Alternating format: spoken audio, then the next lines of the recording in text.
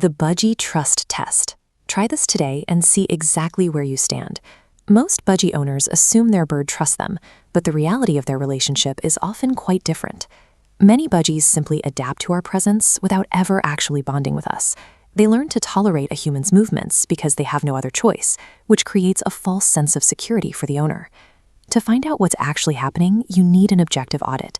This is a specific sequence of actions you can try with your bird right now to measure your actual standing. This audit works because it targets the way a parrot's brain is wired. This diagram shows a budgie's nervous system. As prey animals, their default genetic state is suspicion and alertness. This neural loop is constantly prioritizing threat detection. In the wild, hypervigilance kept them alive. To reach a state of calm in your presence, your budgie has to manually override this threat detection loop. They have to decide, against their instincts, that you are safe. Real trust reveals itself through relaxed body language and specific, cooperative responses. We are looking for moments where the bird actively seeks out your interaction, rather than just reacting to your movements. The difference comes down to active choice. A trusting bird chooses to close the distance between you, while a tolerant bird merely accepts the distance you have chosen for them. Test 1 is the hand test. Go to your budgie's cage right now. Don't make a sound, don't offer food, just slowly open the door, place your hand inside, palm up, and wait. Be completely still. If your budgie flies to the opposite side of the cage, their prey instinct has fired. If they freeze and watch your hand without moving, you have achieved presence, but not yet a bond.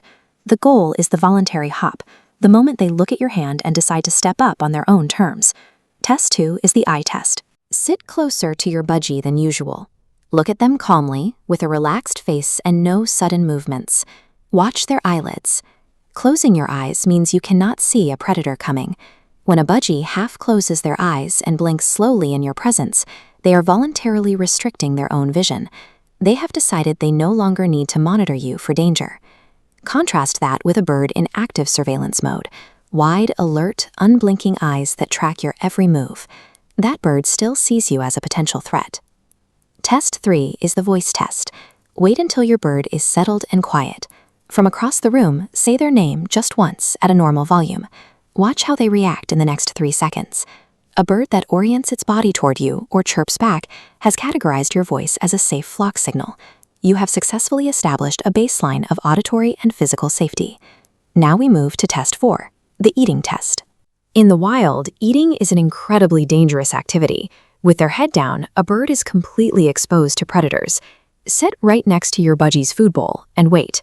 This creates a biological clash. The bird must choose between their powerful hunger drive and the instinct to stay away from a large creature.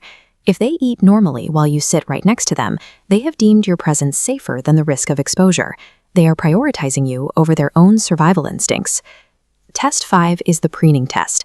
This is an unprompted social behavior that you have to observe over time. This nibbling is an act of care. Known as allopreening, it is a grooming behavior reserved for deeply bonded flock members. They are maintaining your hair or skin exactly as they would for a mate. Preening represents the highest level of the vulnerability ladder. It provides definitive proof that the bird views you as family they must actively care for. If your budgie passed every test, you have built a genuinely rare, choice-based bond. Your bird doesn't just know you, they chose to override their instincts to be near you. Mixed results provide a clear roadmap.